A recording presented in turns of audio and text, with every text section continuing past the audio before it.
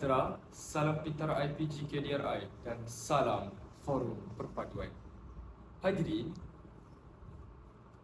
iman tak dapat diwarisi dari seorang ayah yang bertakwa. Ia tak dapat dijual beli, ia tiada di tepian pantai. Sampai situ saja, saya tidak akan menyambung chorusnya. Baiklah.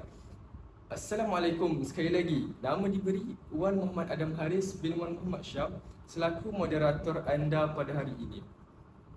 Hadirin, pada hari ini saya hadirkan dua orang ahli panel yang sangat mantap dari segi luarannya dan dari segi mentalnya.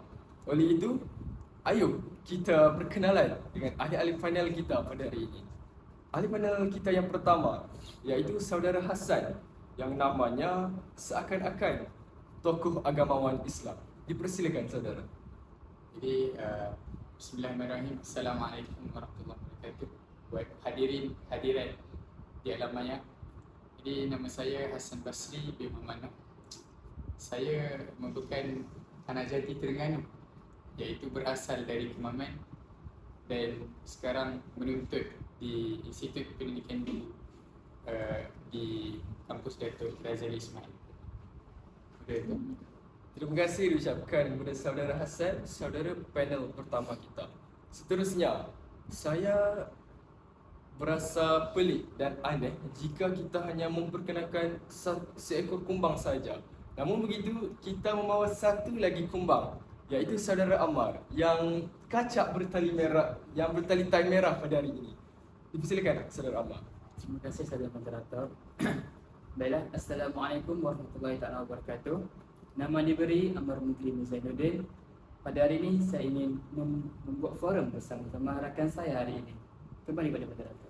Terima kasih diucapkan kepada saudara Ammar, saudara ahli panel kedua kita pada hari ini. Hadirin, penyelewengan akidah yang berbahaya dalam kalangan umat Islam serta langkah-langkah pencegahan dan pengukuhannya. Itulah tajuk forum ilmiah kita pada hari ini. Hadirin, sebelum kita menelusuri dengan lebih lanjut lagi, suka saya untuk berkongsi dengan hadirin maya sekalian tentang definisi akidah. Dari segi bahasa, akidah boleh didefinisikan sebagai ikatan atau sangkutan untuk menyimpulkan sesuatu. Manakala, menurut istilah pula, akidah bererti kepercayaan, keyakinan atau keimanan yang mantap dan tidak mudah terurai oleh pengaruh mana-mana pun, sama ada dari dalam atau luar diri seseorang.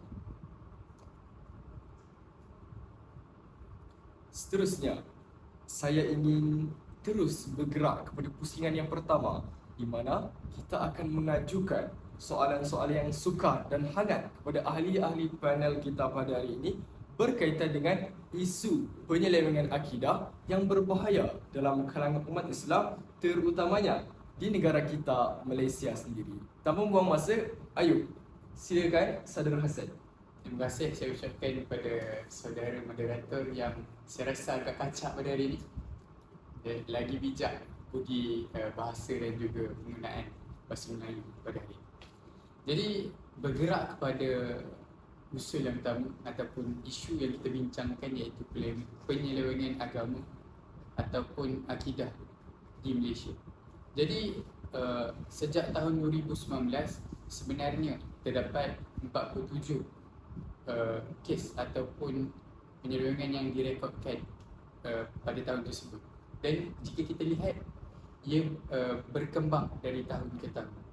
Jadi menurut pengerusi MAIS ataupun pengerusi Majlis Agama Islam Selangor ada menyatakan bahawa sekarang terdapat 14 ke 15 pusat di beberapa tempat di Selangor seperti Puchong, Gombak dan juga Kelang yang merupakan antara tempat aktivis kepada tempat-tempat penyelewengan agama ini. Ia sangat meningkat secara drastik berbanding dengan tahun-tahun sebelumnya, iaitu mungkin terdapat 2 hingga 3 sahaja tempat aktivis penyebaran agama Syiah itu. Jadi jika dilihat dari semasa ke semasa, perkara ini amat membimbangkan. Jadi saya rasa itulah sebab mengapa kita membincangkan topik ini pada hari ini. Jadi topik yang saya ingin bincangkan pada hari ini ialah berkaitan dengan Syiah. Syiah ini sebenarnya telah tertubuh ataupun telah berlaku di dunia ini sejak zaman Rasulullah SAW lagi. Jadi perkara ini berlaku sebenarnya setelah kewafatan Nabi Muhammad SAW. Jadi di dalam ajaran Syiah ini terdapat berbagai aliran ataupun dipanggil firqah yang mana sangat berlawanan dengan agama Islam itu sendiri. Jadi ada satu perkara ataupun satu tokoh daripada Iran, Khomeini namanya, yang mana beliau merupakan aktivis ataupun pemimpin Iran pada 1980-an yang mana telah menjadi penyunting ataupun pembakar semangat kepada agama Syiah ini. Jadi perkara paling utama yang kita perlu elakkan daripada penyelenggarakan agama Islam ini ialah kita perlu berpegang dengan ajaran agama Islam kita. Jadi dalam Al-Quran Allah ada menyatakan kepada kita, wa ma khalaqtul jinna wal insa illa liya'budun. Maksudnya, aku tidak menciptakan jin dan manusia melainkan agar mereka beribadah kepada-Ku. Maknanya di sini kita sebagai hamba Allah memang kita diciptakan untuk beribadah kepadanya. Jadi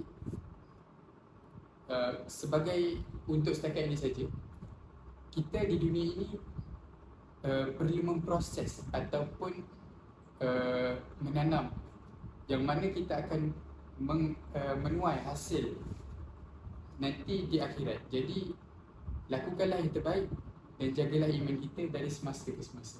Jadi berbalik kepada saudara moderator. Terima kasih diucapkan kepada saudara Hassan kerana telah mengutarakan antara hujah-hujah yang penting dan kukuh terhadap isu penyelewengan akidah yang berbahaya dalam kalangan umat Islam di Malaysia khususnya.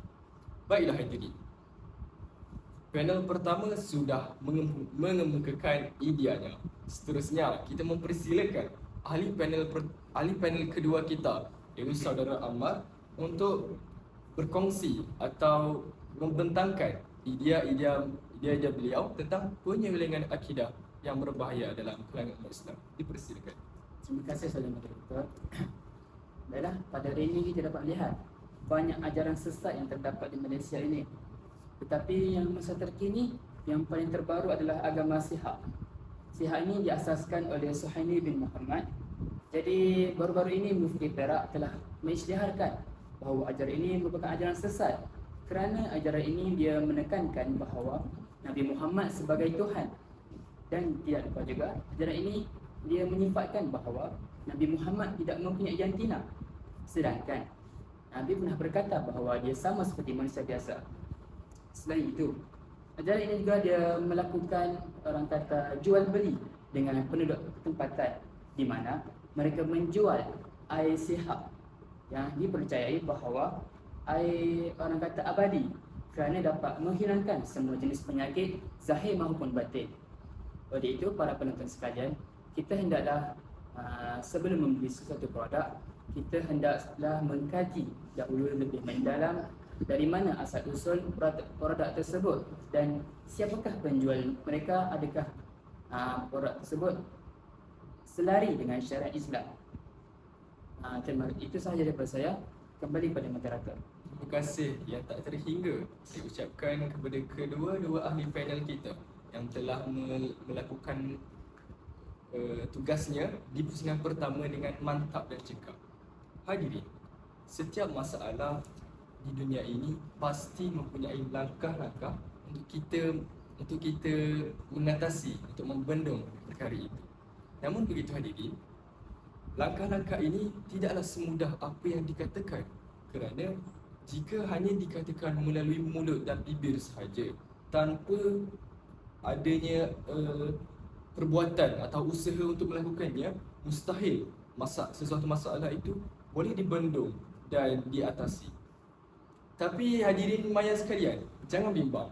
Hari ini saya bawakan ahli-ahli panel yang sungguh mantap ideanya untuk membentangkan langkah-langkah atau prakarsa yang lebih padu untuk membuktikan bahawa setiap masalah iaitu penyelewengan akidah ini boleh diatasi. Tanpa buang masa, kita teruskan dengan pusingan kedua untuk saya mengajukan soalan kepada Saudara Hassan tentang langkah-langkah untuk kita membendung, maafkan saya, tentang langkah-langkah untuk kita membendung atau mencegah serta mengukuhkan lagi masalah penyelewengan akidah di Malaysia. Persilakan. Baik saudara moderator, terima kasih saya ucapkan. Jadi seperti saudara moderator berkata tadi, di mana setiap masalah pasti ada jalan penyelesaiannya. Jadi juga saya ingin nyatakan di sini, setiap perkara mesti akan ada masalah dan kita perlulah menyelesaikannya dengan cara yang terbaik. Jadi saya merasakan peranan kerajaan dan juga NGO merupakan perkara yang utama dalam membendung penyelewengan akidah ini. Jadi saya suka untuk saya petik satu badan yang mana sangat berkuasa di Malaysia ini, iaitu JAKIM. Peranan JAKIM dalam menangani gejala ajaran sesat ini wajar dilihat dan dipandang tinggi. Jadi JAKIM telah merancang 5 tahun membanteras ajaran sesat, iaitu pada tahun 1995 hingga 1999 dan seterusnya tahun 2000 hingga tahun 2005. Jadi pelan ini merupakan satu pelan yang bervisi dan misi yang mampu mengelakkan daripada penyelewengan akidah ini berleluasa dalam kalangan rakyat di Malaysia. Tidak hanya itu, saudara moderator. Jadi terdapat juga badan-badan khas yang dibina ataupun ditubuhkan jika terdapat kes-kes kecil seperti yang berlaku ajaran sesat Ayah Pin dahulu. Jadi pihak JAKIM telah membina atau menubuhkan badan-badan kecil ini supaya kes ini dapat diselesaikan dengan cara yang terbaik. Jadi berbalik kepada saudara moderator. Terima kasih saya ucapkan kepada Saudara Hassan atas ujaran atau hujah yang cukup untuk menjawab persoalan saya sebentar tadi. Hadirin, sesuatu masalah bukan sahaja boleh diatasi dengan satu cara sahaja. Oleh sebab itulah saya bawakan ahli panel kedua untuk membawakan usulnya tentang langkah-langkah atau prakarsa untuk mencegah serta mengukuhkan lagi masalah penyelewengan akidah di Malaysia. Dipersilakan. Terima kasih Saudara Moderator. Peranan kerajaan sudah, tibalah masa untuk peranan diri kita sendiri. Jadi, pada pendapat saya, kita sebagai umat Islam perlu memantapkan lagi akidah kita dengan cara menghadiri majlis ilmu. Kerana di Malaysia ini terdapat ramai ustaz-ustaz yang bertauliah lagi berkaliber yang telah diiktiraf oleh JAKIM dan juga Maidam. Selain itu, akidah ini amat penting bagi kita kerana akidah ini merupakan, orang kata, sesuatu penerimaan bagi amalan kita. Kerana akidah adalah yang pertama dalam hidup kita. Selain itu juga, Nabi juga telah berpesan kepada kita bahawa aku telah tinggalkan engkau dua perkara, iaitu Al-Quran dan As-Sunnah. Jikalau engkau berpegang kepada dua ini, maka engkau tidak akan sesat hingga ke akhir hayat. Tambahan lagi, para agama juga telah berkata bahawa amalan tanpa ilmu adalah sia-sia, kerana amalan yang tidak tahu asal usulnya datang dari mana, kita lakukan seolah-olah tidak melakukan apa-apa sahaja. Sekian daripada saya, kembali pada moderator. Terima kasih kepada ahli panel kedua kita, Saudara Amar, kerana telah sudi untuk menjawab persoalan saya sebentar tadi. Kini, kita sudah sampai kepada penghujung sidang forum kita. Namun begitu hadirin, izinkan saya untuk menyimpulkan sidang forum kita pada hari ini. Baiklah hadirin, akidah merupakan asas kepada jati diri seseorang, kerana tanpa akidah tidak akan sempurna iman atau agama Islam seseorang itu.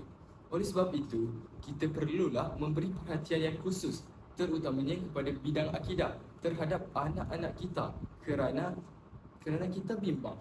Kerana jika kita tidak melakukan semua ini, ia akan memberi kesan yang buruk kepada generasi yang akan datang tanpa mereka mengetahui apa itu akidah, apa itu sunnah dan apa itu Al-Quran. Oleh itu, saya tutup sidang forum kita pada hari ini. Dan sebab itu saya ingin mengucapkan terima kasih kepada ahli panel kita kerana sudi menerima jemputan saya untuk hadir dalam forum maya pada hari ini. Sekian, wabillahi taufiq wal hidayah. Wassalamualaikum warahmatullahi wabarakatuh.